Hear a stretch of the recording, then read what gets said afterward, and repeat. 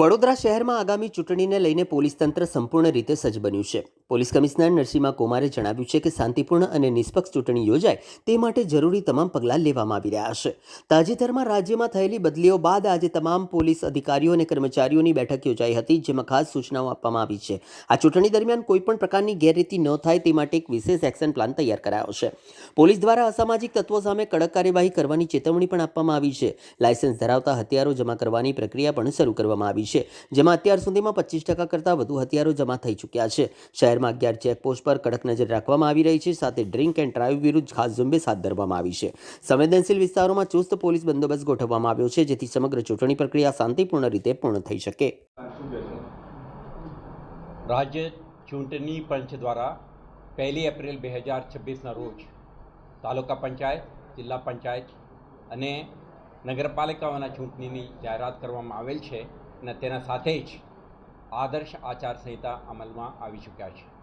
તે દિવસથી જ શહેર પોલીસ સમગ્ર શહેરી વિસ્તારમાં અને સાથે સાથે આપણા એજીસમાં આવતા તાલુકા પંચાયત અને જિલ્લા પંચાયત જ્યુરિસ્ડિક્શનમાં ઇલેક્શન સંબંધિત પ્રક્રિયા એક શાંતિપૂર્ણ માહોલમાં સંપન્ન થાય તે માટે ગતિમાન બનીને કેટલાક એક્ટિવિટી શરૂ કરી દીધા છે. તમે જાણો છો કે થોડા સમય પહેલાં રાજ્ય પોલીસ દ્વારા કેટલાક ઇન્સ્પેક્ટરોના નવા નિયુક્તિ પણ થયું છે. આના પરિપ્રેક્ષમાં આપણા આંતરિક બદલીઓ પણ થઈ ગઈ છે. એટલા માટે આજે તમામ થાણા અમલદારો, પોલીસ ઇન્સ્પેક્ટર સંવર્ગના અધિકારીઓ, ACP, DCP, additional CP, joint CPO માટે એક 2 કલાકની એક બ્રીફિંગ સેશનનું આયોજન કરવામાં આવ્યું હતું. આમાં ઇલેક્શનની પ્રક્રિયા, જોડાયેલ સ્ટેક હોલ્ડરો અને આ સમગ્ર પ્રોસેસમાં એક ન્યાયિક મુક્ત વાતાવરણમાં શાંતિપૂર્ણ માહોલમાં ઇલેક્શન સંપન્ન કરવા માટે પોલીસની ભૂમિકા, જવાબદારીઓ અંગે આપણે સેન્સિટાઇઝ કરી છે અને તે અંગેની વિગતવારની એક્શન પ્લાન પણ આપણે તૈયાર કરી છે. આના ભાગરૂપે ને શહેરના જે રિટર્નિંગ ઓફિસર, અસિસ્ટન્ટ રિટર્નિંગ ઓફિસરો અને અન્ય સ્ટેક હોલ્ડરો સાથે મળીને આ કાંઈ એક્સરસાઇઝ હાથ ધરવામાં આવી રહ્યું છે અને પોલીસ દ્વારા એક માહોલ બને તે માટે anti social elements, non criminals, potential disruptor સામે ક્રેકડાઉન, જે ગુનેગારો વિરુદ્ધમાં આપણે ન્યાયિક પ્રક્રિયા ચાલી રહ્યું છે, જેમના વિરુદ્ધમાં સમન્સ, વોરંટ, નોન બેલેબલ વોરંટનું ઇસ્યુ થયું છે, એના બજવણી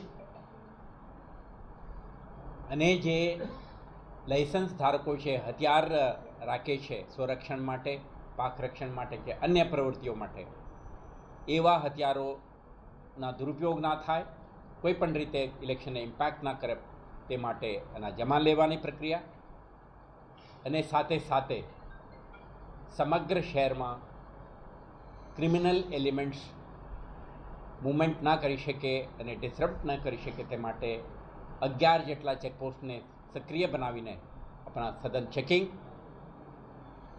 આવા પ્રવૃત્તિઓ સાથે જોડાયેલા નોન ક્રિમિનલ્સ ઉપરનું આપણા જે વોચ ને સક્રિય બને તો એમના વિરુદ્ધમાં ફર્મ એક્શન માટે આપણે એક્શન પ્લાન બનાવીને અધિકારીઓને સૂચના આપી છે. અત્યાર સુધી ઓલરેડી ગતિમાન બનીને આપણે 25%થી વધારે હથિયારો જમા થઈ ગયા છે. ગઈકાલે પણ તમે જોયું છે વાહન ચેકિંગના ઝુંબેશ શરૂ કરીને 25થી વધારે ડ્રંક એન્ડ ડ્રાઇવિંગના કેસો, 135 હેઠળના જે જાહેરનામા ભંગ કરે અને હથિયાર લઈને ફરે એવા તત્વો વિરુદ્ધમાં આપણે ક્રેકડાઉન કરી છે.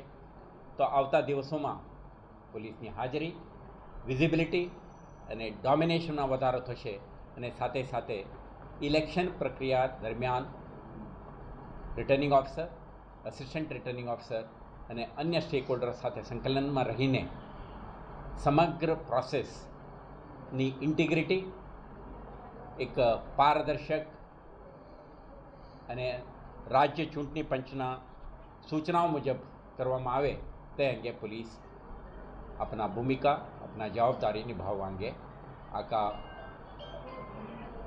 પ્લાન ઓફ એક્શન તૈયાર કરીને અમલમાં મૂકી છે.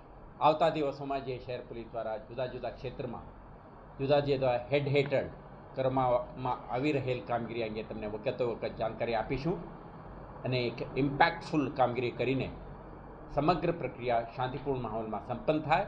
26માં થતા મતદાનના દિવસમાં પણ એક સરસ માહોલ બની રહે તે માટેના આપણા બંદોબસ્ત સ્કીમ પણ આપણે એના રૂપરેખા તૈયાર કરી છે અને 28 તારીખના જે મતગણતરી છે તે અંગે પણ આપણે જે કાઉન્ટિંગ સ્ટેશન્સ ઉપર પણ બંદોબસ્ત અંગેનું આખા પ્લાનિંગ થઈ રહ્યું છે. તો આજથી 30 તારીખ સુધીના તમામ પ્રક્રિયામાં શહેર પોલીસ સતર્ક, વિજિલન્ટ અને ડોમિનન્ટ બનીને આ પ્રક્રિયામાં શાંતિ સુવ્યવસ્થા બની રહે તે અંગે કાર્યરત રહેશે. આભાર.